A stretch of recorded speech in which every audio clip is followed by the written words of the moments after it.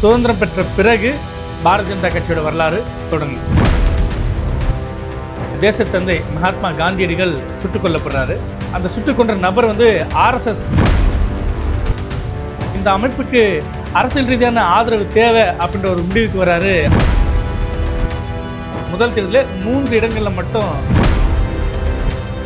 ஜம்மு காஷ்மீர் மாநிலத்துக்கு சிறப்பு அந்தஸ்து தரக்கூடாது அப்படின்ட்டு பாரதிய ஜனதா கட்சி எந்த காங்கிரஸை பாரதிய ஜனசங்கம் எதிர்த்ததோ அந்த காங்கிரஸ் கூட பாரதிய ஜனசங்கம் கூட்டணி வைக்குது. இதே காலகட்டத்தில் இந்தியாவில் பல்வேறு மாநிலங்களில் ஒன்று ஆளுங்கட்சியாக இல்லாட்டி எதிர்கட்சியாக பாரதிய ஜனதா கட்சி வளர ஆரம்பிக்குது. 162 இடங்களில் வெற்றி பெற்ற பாரதிய ஜனதா கட்சி நாமே ஆட்சி அமைக்க ட்ரை பண்ணக்கூடாதுன்ற மாதிரி அடல் பிஹாரி வாஜ்பாய் தலைமையில் ஒரு ஆட்சி அமைக்கிறாங்க. ஆனால் அவங்களால வாஜ்பாய் இல்லாத ஒரு காலகட்டம், அத்வானி முதிர்ந்த ஒரு காலகட்டத்தில் குஜராத்தில் 3 முறை முதலமைச்சர் நரேந்திர மோடி மெயின் ஸ்ட்ரீம் அரசியலுக்கு வராரு, தேசிய அரசியலுக்கு வராரு. டிஎன் டாக்ஸ் நேயர்களுக்கு வணக்கம். நான் உங்கள் அரவிந்த் குமார். ஒவ்வொரு அரசியல் இயக்கத்துடைய வரலாற்றை சுருக்கமாக நம்ம சேனலில் பதிவு செஞ்சுட்டு வரோம். அந்த வகையில் இன்று நாம் பார்க்க இருப்பது பாரதிய ஜனதா கட்சி.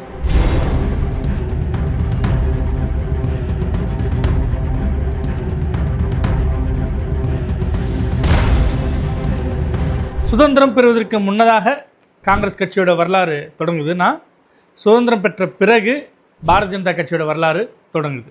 அதாவது சுதந்திரம் பெற்ற சில மாதங்களிலேயே தேசத்தந்தை மகாத்மா காந்தியடிகள் சுட்டுக் கொல்லப்படுறாரு. அந்த சுட்டுக் கொன்ற நபர் RSS அமைப்பை சேர்ந்தவர், நாதுராம் விநாயக கோட்ஸே. அந்த சமயத்தில் அந்த அமைப்பு தடை செய்யப்படுது. அப்போது இந்த அமைப்புக்கு அரசியல் ரீதியான ஆதரவு தேவை அப்படின்ற ஒரு முடிவுக்கு வராரு RSS உடைய தலைவர் கோல்வால்கர். அதற்காக அவர் என்ன பண்ணுறாருன்னா, 1951 ஷியாம் பிரசாத் முகர்ஜியை கூப்பிட்டு சேர்ந்துக்கிட்டு ஒரு அமைப்பு உருவாக்குறார். அந்த அமைப்புக்கு பேர் பாரதிய ஜனசங்கம். அது 1952 முதலாவது பொது தேர்தலிலேயே போட்டியிடுது. போட்டியிட்ட முதல் தேர்தலில் 3 இடங்களில் மட்டும் வெற்றி பெறுறாங்க. இப்படி தான் பாரதிய ஜனதா கட்சியுடைய பூர்வாங்கமான பாரதிய ஜனசங்கம் தேர்தல் அரசியலுக்குள்ளே அடி எடுத்து வச்சிருது. அப்போ 1954 காலகட்டத்தில் ஜம்மு காஷ்மீர் மாநிலம் இந்தியாவோட இணையறதுக்கான அந்த பேச்சுவார்த்தைகள் பல்வேறு விஷயங்கள்லாம் நடந்துகிட்டு இருக்கும்போது சிறப்பு அதிகாரம் வேணும் ஜம்மு காஷ்மீருக்கு அப்படின்ற ஒரு கோரிக்கை முன்னெடுக்கப்படுது. அப்போது ஷியாம் பிரசாத் முகர்ஜி ஜம்மு காஷ்மீர் போகிறார். அவர் இது மாதிரிலாம் இந்தியாவுக்குன்ற ஒரு நாட்டுக்குள்ளே ஒரு மாநிலத்துக்கு சிறப்பு அதிகாரங்களை வழங்கக்கூடாது அப்படின்ற மாதிரி தன்னுடைய எதிர்ப்பை பதிவு செய்கிறாரு. அப்போ அவர் கைது செய்யப்படுறாரு, சிறையில் அடைக்கப்படுறாரு. அப்போ மர்மமான முறையில் ஷியாம் பிரசாத் முகர்ஜி அந்த காலகட்டத்தில் உயிரிழக்கிறார். இதுதான் ஜம்மு காஷ்மீர் மாநிலத்துக்கு சிறப்பு அந்தஸ்து தரக்கூடாது அப்படின்ட்டு பாரதிய ஜனதா கட்சி மிக வலுவாக நின்று அந்த சிறப்பு அதிகாரங்களை அபாலிஷ் பண்ணது இல்லையா. இதுக்கு பின்னாடி கிட்டத்தட்ட ஒரு 60 ஆண்டு கால ஒரு 70 ஆண்டு கால ஒரு வரலாறு பிஜேபிக்கு இருக்குது. அன்றைக்கி ஷியாம் பிரசாத் முகர்ஜி காலமானார் இல்லையா, அதற்கு இத்தனை ஆண்டுகள் கழித்து அந்த சிறப்பு அதிகாரங்களை ரத்து செய்தது பாரதிய ஜனதா கட்சி. இப்படி ஒரு தொடர்ச்சி அதுக்கு இருக்குது. இது தனி கதை. இதன் பிறகு தீன் தயாள் உபாத்யாயா பாரதிய ஜனசங்கத்துடைய தலைவராக வர்றாரு. கிட்டத்தட்ட நாடு முழுக்க முடிந்த அளவு RSS அமைப்பையும் பாரதிய ஜனசங்கத்தையும் கொண்டு போய் சேர்க்கறதுக்கான வேலைகளை அவர் கடுமையாக வேலைகளை செய்கிறார். அது மறுக்க முடியாது. இதனோட பலனாக 1962 பொது தேர்தலில் பாரதிய ஜனசங்கத்துக்கு 14 எம்பிக்கள் கிடைக்கிறாங்க. அதன் பிறகு 1967 நடந்த பொது தேர்தலில் 35 எம்பிக்களாக அந்த எண்ணிக்கை உயருது. இந்த காலகட்டத்தில் முகல் சராய் என்ற இடத்துல ட்ரெயினில் பயணிச்சிட்டு இருந்த தீன் தயாள் உபாத்யாயா ஒரு மர்மமான முறையில் உயிரிழக்கிறார். இப்படியாக பாரதிய ஜனதா கட்சி நடந்துட்டு இருக்கும்போது நாட்டில் வேறொரு பிரச்சனை வெடிக்குது. என்னென்னா, 1969 காங்கிரஸ்குள்ளே ஒரு பிரிவினை ஏற்படுது. ஸ்தாபன காங்கிரஸ், இந்திரா காங்கிரஸ்னு 2 பிரிவினைகள் ஏற்படுது. ஸ்தாபன காங்கிரஸில் மொரார்ஜி தேசாய், காமராஜர் இது போன்ற பழம்பெரும் ஆளுமைகள் இருக்கிறாங்க. இந்திரா காங்கிரஸ் அப்படின்ற மாதிரியான பேரில் இந்திரா காந்தி காங்கிரஸை அவங்க ஒரு பக்கம் நடத்துகிறாங்க. அப்போ 1971 ஒரு பொது தேர்தல் வருது. அப்போது வித்தியாசமாக பாருங்கள், எந்த காங்கிரஸை பாரதிய ஜனசங்கம் எதிர்த்ததோ அந்த ஸ்தாபன காங்கிரஸ் கூட, அதாவது மொரார்ஜி தேசாய், காமராஜர்லாம் இருந்தாங்க இல்லையா, அந்த காங்கிரஸ் கூட பாரதிய ஜனசங்கம் கூட்டணி வைக்குது. ஸ்தாபன காங்கிரஸ், பாரதிய ஜனசங்கம், சோசலிஸ்ட் கட்சி, இப்படியான கட்சிகள்லாம் சேர்ந்து ஒரு கூட்டணியாகவும், இந்திரா காங்கிரஸ் ஒரு கூட்டணியாகவும் அந்த தேர்தலை எதிர்கொள்கிறாங்க. அதில் இந்திரா காங்கிரஸ் அபாரமான வெற்றி. இந்திரா தான் இந்தியா, இந்தியா தான் இந்திரா அப்படின்ற மாதிரியான அளவுக்கு ஒரு மேசிவான ஒரு லேண்ட்ஸ்லைட் விக்டரியை இந்திரா காந்தி அடைகிறாங்க. அந்த தேர்தலில் பாரதிய ஜனசங்கம் வெறும் 22 எம்பிக்களாக அவங்களோட எண்ணிக்கை குறையுது. 1975 பார்த்தீங்கன்னா ஒரு முக்கியமான சம்பவம் நாட்டில் நடக்குது. ராஜ் நாராயண்ன்றவர் இந்திரா காந்தியோடைய வெற்றியை எதிர்த்து அலகாபாத் உயர்நீதிமன்றத்தில் ஒரு வழக்கை தொடர்றாரு. அதில் வந்துட்டு 1971 பொதுத் தேர்தலில் உத்தரப்பிரதேச மாநிலம் ரேபரேலியில் இந்திரா காந்தி நின்று வெற்றி பெற்றது செல்லாதுன்ட்டு நீதிமன்றம் தீர்ப்பு தருது. உடனே இப்போ இந்திரா காந்தி என்ன பண்ணாங்கன்னா ஒரு எமர்ஜென்சி அவசர நிலையை பிரகடனம் பண்ணுறாரு. கிட்டத்தட்ட ஒரு 22 மாதங்கள் வந்துட்டு நாட்டில் நடைமுறையில் இருக்குது. இப்போ அதன் பிறகு 1977 மீண்டும் ஒரு பொதுத் தேர்தலை அறிவிக்கிறாங்க. இந்த முறை என்ன பண்ணுறாங்கன்னா, போன முறை 5 கட்சிகள் ஸ்தாபன காங்கிரஸ், பாரதிய ஜனசங்கம், சோசியலிஸ்டில் சேர்ந்துட்டு ஒரு ஒரு கூட்டணி அமைச்சு போட்டிட்டாங்க இல்லையா. இப்போ அதுக்கு ஒரு பேர் ஒன்று வைக்கிறாங்க. ஜனதா கட்சி அப்படின்ற பேரில் தேர்தலை எதிர்கொள்கிறாங்க. அந்த தேர்தலில் இந்திரா காந்தி தோல்வி அடைகிறாங்க. மொரார்ஜி தேசாய் சுதந்திரம் பெற்ற 1947 சுதந்திரம் பெற்ற பிறகு கிட்டத்தட்ட ஒரு 30 ஆண்டுகள் கழித்து காங்கிரஸ் அல்லாத ஒரு பிரதமர் நாட்டிற்கு வராரு. மொரார்ஜி தேசாய் பிரதமராக இருக்கிறாரு. அந்த அமைச்சரவையில் தான் அடல் பிஹாரி வாஜ்பாய் வந்துட்டு வெளியுறவுத்துறை அமைச்சராக இருக்கார். அத்வானி வந்துட்டு ஒரு அமைச்சர் பொறுப்பை வகிக்கிறாரு. ஆனால் இந்த கூட்டணிக்குள்ளே பார்த்தீங்கன்னா 5 கட்சிகள் இருந்தாலும் ஜனசங்கத்தை வந்துட்டு ஒரு மாற்று குறைவாகவே நடத்துகிறாங்கன்ற ஒரு கவலை இருந்தது. குறிப்பாக துணை பிரதமர் அந்த ஜெகஜீவன் ராம் வந்துட்டு வெளிப்படையாகவே ஜனசங்கத்தை விமர்சிக்கிற வேலைகள்லாம் செஞ்சுட்டே வந்தார். இதுக்கு நடுவில் ஆர்எஸ்எஸ்லேயும் ஒரு சட்டம் போடுறாங்க. ஆர்எஸ்எஸில் உறுப்பினராக இருக்கிறவங்க கட்சியில் இருக்கக்கூடாது அப்படின்ற மாதிரியான ஒரு நெருக்கடி ஏற்படுது. அங்கேயும் ஜனதா கட்சியிலையும் கூட்டணியிலேருந்து விலக்கிறாங்க ஜனசங்கத்தை. அதாவது வாஜ்பாய், அத்வானி இவங்களை வந்துட்டு நீக்கிறாங்க. 1980 இது நடக்குது.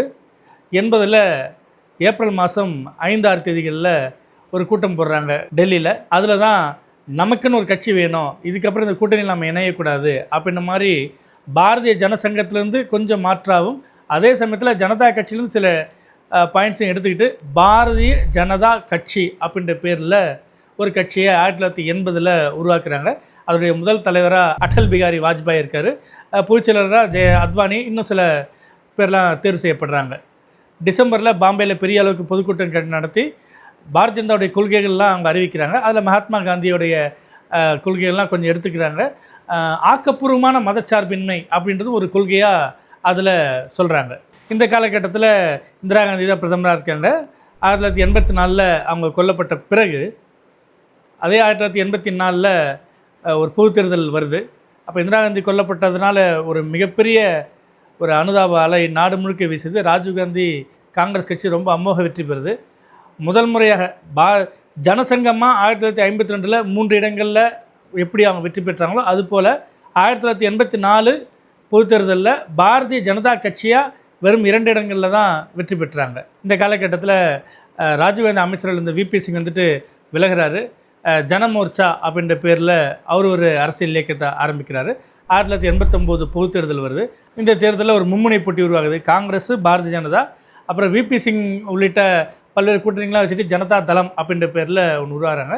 அந்த தேர்தலில் காங்கிரஸ் 197 இடங்களில் வெற்றி பெறாங்க. பாரதிய ஜனதா 85 இடங்களில் வெற்றி பெறுது. பெரும்பான்மை யாருக்கும் அமையாத சமயத்தில் விபி சிங்குக்கு பாரதிய ஜனதா கட்சி வெளியிலேருந்து ஆதரவு தராங்க. அப்போ விபி சிங் இந்தியாவோட பிரதமராக பொறுப்பேற்கிறார். அந்த சமயத்தில் தான் மண்டல் கமிஷன் அமல்படுத்தப்பட்டது என்பது குறிப்பிடத்தக்கது. இதே காலகட்டத்தில் இந்தியாவில் பல்வேறு மாநிலங்களில் ஒன்று ஆளுங்கட்சியாக இல்லாட்டி எதிர்கட்சியாக பாரதிய ஜனதா கட்சி வளர ஆரம்பிக்குது. இதே சமயத்தில் 1990 குஜராத் மாநிலம் சூரத் சோம்நாத்தில் வந்துட்டு உத்தரப்பிரதேசம் அயோத்திக்கு வந்துட்டு ஒரு ரத யாத்திரையை அத்வானி ஆரம்பிக்கிறார். அப்படி போகும்போது பீகாரில் சமஷ்டிபூர்ன்ற இடத்துல தடுத்து நிறுத்துகிறாங்க. நாங்கள் மத்தியில் விபி சிங்க்கு ஆதரவு கொடுத்துட்ருக்கேன், எங்கள் வண்டியை நீங்கள் தடுத்து நிறுத்துவீங்களா அப்படின்ற மாதிரி ஒரு குரல் கொடுக்க, அது ஒரு சட்டமொழி பிரச்சனை ஏற்படுத்த உடனே விபி சிங் கொடுத்து வந்த ஆதரவை பாரதிய ஜனதா வாபஸ் பெற்றுடுது. அந்த ஆட்சி கவிழுது. உடனே காங்கிரஸ் என்ன பண்ணுதுன்னா, அதே கூட்டணியில் வேறொருத்தரான சந்திரசேகர் ஆதரவு கொடுத்து, நீங்கள் ஆட்சி அமைங்க, நாங்கள் வெளியிலேருந்து உங்களுக்கு ஆதரவு தரோம் அப்படின்ற மாதிரி அவங்க ஆதரவு கொடுக்குறாங்க. அது ஒரு குறுகிய கால ஒரு ஆட்சியாக அது நீடிக்குது. இந்த சமயத்தில் 1991 திருப்பியும் பொது தேர்தல் வருது. இந்த முறை 4 முனை போட்டி. காங்கிரஸ், பாஜக, ஜனதாதளம், சமாஜ்வாடி ஜனதா, இது மாதிரியான ஒரு 4 முனை போட்டி உருவாகுது. அப்போது தேர்தல் பிரச்சாரத்துக்காக தமிழ்நாட்டின் ஸ்ரீபெரும்புதூருக்கு வந்த முன்னாள் பிரதமர் ராஜீவ்காந்தி கொல்லப்படுறாரு. அது மீண்டும் ஒரு மாபெரும் ஒரு அலையாக இந்தியா முழுக்க உருவெடுக்குது. காங்கிரஸ் பெரும் வெற்றி பெறுது. ஆனாலும் கூட அந்த தேர்தலில் பாரதிய ஜனதா கட்சி 120 இடங்களில் வெற்றி பெறுறாங்க. இந்த சமயத்தில் 1992 மீண்டும் அத்வானி வந்துட்டு அயோத்தியில் ராமர் கோயில் கட்டணும் அப்படின்ற ஒரு கோரிக்கையை வச்சுட்டு ஒரு ரத யாத்திரையை பண்ணுறாரு. கிட்டத்தட்ட 1992 டிசம்பர் மாத வாக்கில் உத்தரப்பிரதேச மாநிலம் அந்த அயோத்திக்குள்ளே இந்த அத்வானியுடைய ரதம் போகுது. டிசம்பர் 6ஆம் தேதி பாபர் மசூதி இடித்து தகர்க்கப்படுது. அப்போ கல்யாண் சிங் தான் முதலமைச்சராக இருக்கார் உத்தரப்பிரதேசத்தில். அப்போ ஒட்டுமொத்தமாக இப்போ இந்த பல்வேறு மாநிலத்தில் இந்த பாரதிய ஜனதாவுடைய ஆட்சி வந்து கலைக்கப்படுது. இந்த மதவாதம் அப்படின்ற ஒரு விஷயங்கள் 1990களுக்கு பிறகு மிக உக்கிரமடையுது. இந்த காலகட்டத்தில் இருக்கிற 1996 பொது தேர்தலில் எந்த கட்சிக்குமே பெரும்பான்மை கிடைக்கல. 162 இடங்களில் வெற்றி பெற்ற பாரதிய ஜனதா கட்சி நாமே ஆட்சி அமைக்க ட்ரை பண்ணக்கூடாதுன்ற மாதிரி அடல் பிஹாரி வாஜ்பாய் தலைமையில் ஒரு ஆட்சி அமைக்கிறாங்க. ஆனால் அவங்களால பெரும்பான்மை நிரூபிக்க முடியல. 13 நாட்களில் அந்த ஆட்சி முடிவுக்கு வருது. இதுதான் பாரதிய ஜனதா கட்சி முதல் முறையாக இந்தியாவில் ஆட்சி பொறுப்பேற்ற சம்பவம். உடனே 2 ஆண்டுகளில் மீண்டும் 1998 ஒரு பொது தேர்தல் வருது. இந்த முறை தான் முதல் முறையாக தேசிய ஜனநாயக கூட்டணி அப்படின்ற ஒரு பதத்தை வாஜ்பாயும் அத்வானியும் உருவாக்குறாங்க. நாடு முழுக்க இருக்கக்கூடிய பிராந்திய கட்சிகளை ஒன்றிணைத்து ஒரு கூட்டணியை உருவாக்கி பொது தேர்தலை எதிர்கொள்கிறது அப்படின்ற பாணியில் கொண்டு வராங்க. அதுதான் 1998 முதல் முறையாக அமல்படுத்துகிறாங்க. அந்த தேர்தலில் பார்த்திங்கன்னா 182 இடங்களில் பாரதிய ஜனதா தனித்து வெற்றி பெறுது. கூட்டணியெல்லாம் சேர்த்து மட்டும் 232 இடங்களை தாண்டி அவங்க வெற்றி பெறுறாங்க. அப்போ தமிழ்நாட்டில் பார்த்திங்கன்னா அதிமுக, பாமக, மதிமுக இந்த கட்சியெல்லாம் பாரதிய ஜனதா கூட கூட்டணி வச்சு தேர்தலில் போட்டிட்டாங்க. கிட்டத்தட்ட ஒரு 13 மாதங்கள் பிரதமராக வாஜ்பாய் இருக்கார். ஆனாலும் பார்த்திங்கன்னா அப்போ தமிழ்நாட்டில் 96, 2001 காலகட்டத்தில் கலைஞர் கருணாநிதியோட திமுக ஆட்சி நடக்குது. திமுக ஆட்சியை கலைக்கணும் அப்படின்ற மாதிரி ஜெயலலிதா வாஜ்பாய்கிட்ட ப்ரெஷர் கொடுக்குறாங்க. இன்னும் சில கோரிக்கைகள்லாம் வைக்கிறாங்க. அது நடைமுறைப்படுத்த முடியலன்ற ஒரு நிலைமை வருது. அப்போது டெல்லியில் சுப்பிரமணிய சாமி ஒரு டீ பார்ட்டி நடத்துகிறார். அந்த டீ பார்ட்டியில் சோனியா காந்தியும் ஜெயலலிதாவையும் அவர் மீட் பண்ண வைக்கிறார். விச் மீன்ஸ் உங்களுக்கு பிஜேபி மட்டும் எனக்கு ஆப்ஷன் இல்லை, எனக்கு காங்கிரஸ் ஒரு ஆப்ஷன் இருக்குன்ற மாதிரியான ஒரு சிக்னலை ஜெயலலிதா அங்கே பாஸ் பண்ணுறாங்க பிஜேபி ஹெட் குவார்ட்டர்ஸ்க்கு. அதனால் அது என்ன ஆகுதுன்னா வாஜ்பாய்க்கு கொடுத்துட்டு வந்த ஆதரவை ஜெயலலிதா விலக்கிடுறாங்க. அந்த பாஜக அரசு கவிழுது. அதுவும் எப்படி கவிழுதுன்னா நம்பிக்கை வாக்கெடுப்பு நடத்துகிறாங்க. ஒரே ஒரு வாக்கில் பாரதிய ஜனதா கட்சி ஆட்சியை இழக்க நேரிடுது. இந்த முறை 1999 மீண்டும் ஒரு பொது தேர்தல் வருது. அது சுவாரஸ்யமாக பார்த்தீங்கன்னா 98 பாஜக அதிமுக கூட்டணியில் இடம்பெற்றிருந்தாங்க இல்லையா தமிழ்நாட்டில். 99 பார்த்தீங்கன்னா பாஜக திமுக இடம்பெறுது.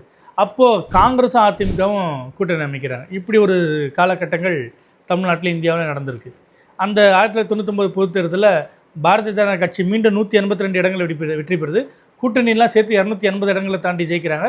ஆட்சி கட்டில் அமைகிறாங்க. கிட்டத்தட்ட ஒரு 5 ஆண்டுகள் முழுமையான ஒரு ஆட்சியை வாஜ்பாய் இந்தியாவோட பிரதமராக தராரு. அப்போ தான் இந்த தங்க நாற்கர சாலை, அப்புறம் வந்து அணுகுண்டு வெடிப்பு சோதனை, பல்வேறு விஷயங்களை கொண்டு வராங்க. அப்துல் கலாம் வந்துட்டு குடியரசுத் தலைவராக கொண்டு வந்தது. இது மாதிரி பல்வேறு விஷயங்கள்லாம் அந்த காலகட்டத்தில் தான் நடந்தது. இந்தியா ஒளிர்கிறது அப்படின்ற தலைப்பில் அடுத்த தேர்தலை எதிர்கொள்ளக்கூடிய அளவுக்கு பல்வேறு விஷயங்கள் அந்த காலகட்டத்தில் வாஜ்பாய் அரசு பண்ணுது. 2004 பொது தேர்தலில் இன்னொரு சுவாரஸ்யம் என்னென்னா, அது வரைக்கும் பாரதிய ஜனதா கூட்டணியில் இடம்பெற்றிருந்த திமுக 2004 காங்கிரஸ் கூட்டணியில் இடம்பெறாங்க. அப்படியே உல்டாவாக பாரதிய ஜனதாவும் அதிமுக இனிமேல் கூட்டணியே கிடையாதுன்னு சொன்ன சமயத்தில் 2004 பாஜகவும் அதிமுகவும் கூட்டணி அமைக்கிறாங்க. ஆனால் அந்த தேர்தலில் 2004 பொது தேர்தலில் காங்கிரஸ் 140 இடங்கள்லையும் பாஜக 138 இடங்கள்லையும் ஜெயிக்கிறாங்க. ஆனால் கூட்டணியோடைய ஆதரவில் ஐக்கிய முற்போக்கு கூட்டணியுடைய முதலாவது அரசு அமையுது. 2009 பொது தேர்தலில் காங்கிரஸ் ஒரு ஜம்ப் கொடுத்து 202 இடங்கள் ஜெயிக்கிறாங்க. பாரதிய ஜனதா கட்சி 118 இடங்களில் வெற்றி பெறுறாங்க. 2014 வாஜ்பாய் இல்லாத ஒரு காலகட்டம், அத்வானி முதிர்ந்த ஒரு காலகட்டத்தில் குஜராத்தில் 3 முறை முதலமைச்சராக நரேந்திர மோடி மெயின் ஸ்ட்ரீம் அரசியலுக்கு வராரு, தேசிய அரசியலுக்கு வராரு. அவரை பிரதமர் வேட்பாளராக முன்னிலைப்படுத்தி பாரதிய ஜனதா கட்சி தேர்தலை எதிர்கொள்ளுது. கிட்டத்தட்ட 282 இடங்களில் பாரதிய ஜனதா வெற்றி, முதல் முறை ஆட்சி. 2019 303 இடங்களில் வெற்றி பெறுது, மத்தியில் மீண்டும் 2வது முறையாக பாஜக ஆட்சி. 2024 240 இடங்களாக குறைந்தது. கூட்டணியோடைய சந்திரபாபு நாயுடைய தெலுங்கு தேசம் கட்சி, அப்புறம் ஐக்கிய ஜனதா தள நிதிஷ்குமார் கட்சியோட ஆதரவு மூலிமா 2024 ஆட்சி கட்டலாமல் இருக்குது. இதுதான் மத்தியில் பாரதிய ஜனதா கட்சியோடைய ஒரு சுருக்கமான ஒரு வரலாறாக நம்ம பார்க்கலாம். தமிழ்நாட்டில் பாஜகன்னு ஒன்று செயல்படுது இல்லையா, அந்த கட்சியோடைய விஷயங்கள் என்னென்னு பார்க்கும்போது நான் ஏற்கனவே குறிப்பிட்ட போல் 1998 தேசிய ஜனநாயக கூட்டணி அப்படின்னு உருவாக்குறாங்க இல்லையா, அப்போ தான் தமிழ்நாட்டில் முதல் முறையாக பாரதிய ஜனதா கட்சி கூட்டணி என்ற டேர்ம்ஸ்குள்ளே போகிறாங்க. 98 அதிமுகவும் பாரதிய ஜனதாவும் கூட்டணி வைத்து பொதுத் தேர்தலை எதிர்கொள்கிறாங்க. அந்த ஆட்சி தான் 13 மாதங்களே கவுந்துச்சு. அதன் பிறகு 99 நடந்த தேர்தலில் பாரதிய ஜனதா கட்சி திமுகவுடைய கூட்டணி வைக்கிறாங்க. திமுகவுடைய கூட்டணி வச்சு திமுக மத்திய அரசில் அங்கம் வைக்குது. 2001 சட்டமன்ற தேர்தலையும் பாஜக திமுக கூட்டணி நீடிக்குது. அந்த கூட்டணியில் சட்டமன்ற தேர்தலில் முதல் முறையாக 4 பேர் வெற்றி பெற்று தமிழக சட்டமன்றத்துக்குள்ளே பாரதிய ஜனதா கட்சி உள்ளே போய் உட்காராங்க.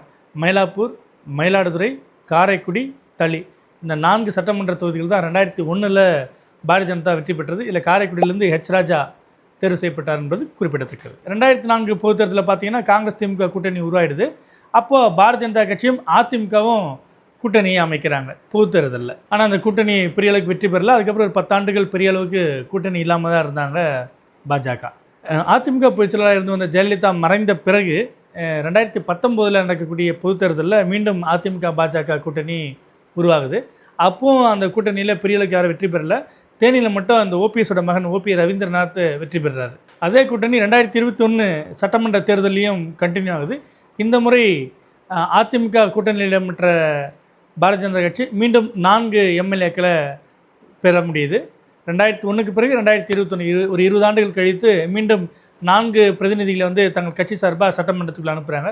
இந்த முறை கோவை தெற்கில் வானதி சீனிவாசன், மொடக்குறிச்சியில் சரஸ்வதி, திருநெல்வேலியில் நயினார் நாகேந்திரன், கன்னியாகுமரி மாவட்டம் நாகர்கோயிலில் காந்தி, இந்த 4 பேர் வந்துட்டு வெற்றி பெற்று சட்டமன்றத்துக்குள்ளே போகிறாங்க. ஆனால் 2024 பொது தேர்தலில் பார்த்தீங்கன்னா அதிமுக பாஜக கூட்டணிக்குள்ளே ஒரு பிளவு ஏற்படுது.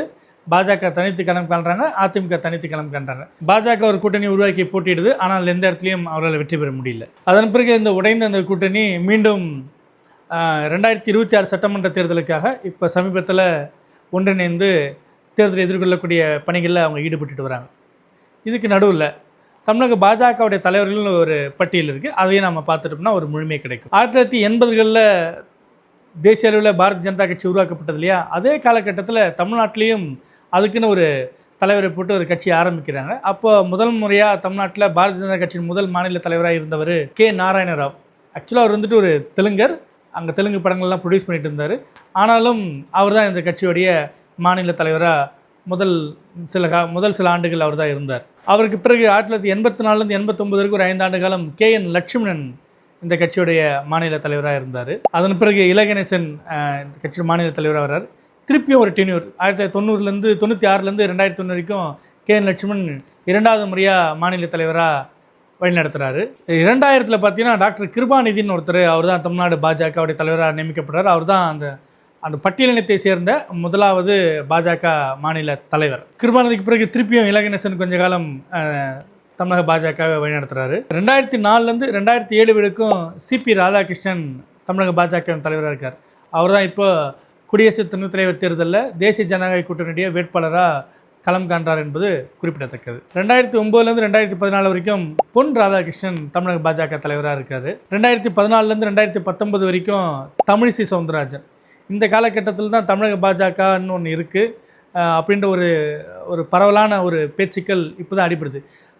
மத்தியில் வந்துட்டு பிரதமர் நரேந்திர மோடி ஒரு காலகட்டம், தமிழ்நாட்டில் தமிழிசை சவுந்தரராஜன் கட்சியை வளர்க்க பெரும் போராட்டம் அப்படின்ற மாதிரியான ஒரு பெயர் அப்போ தான் உருவாகுது. 2020லேருந்து 2021 குறுகிய காலகட்டத்துக்கு எல் முருகன் வந்துட்டு தமிழக பாஜக தலைவராக இருந்தார். அதன் பிறகு கர்நாடகாவிலேருந்து முன்னாள் IPS அதிகாரியான அண்ணாமலையை வந்துட்டு தமிழக பாஜக தலைவராக கொண்டு வராங்க. 2021லேருந்து 2025 ஏப்ரல் வரைக்கும் அவர் தான் தமிழக பாஜக தலைவராக இருந்தார்.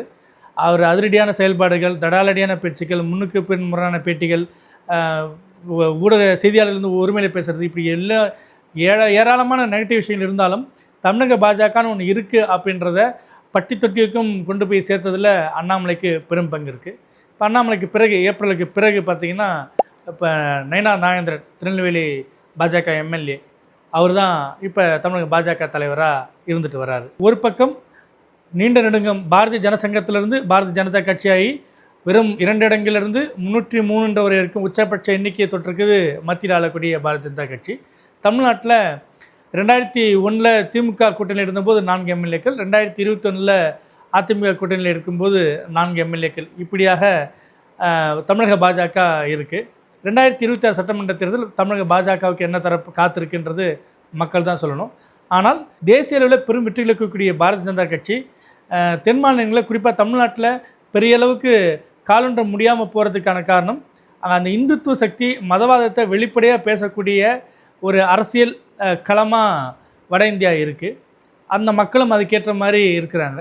ஆனால் தமிழ்நாட்டில் பகுத்தறிவுவாதமும் அரசியலையும் ஆன்மீகத்தை பிரித்து பார்க்கக்கூடிய மனோபாவமும் ஒரு 100-200 ஆண்டுகளாக இருக்கிறதுனால இந்த இடத்துல தமிழக பாஜக வந்துட்டு தன்னுடைய அரசியல் பிரதிநிதித்துவத்தை அதிகப்படுத்த கொஞ்சம் சிரமப்படுது.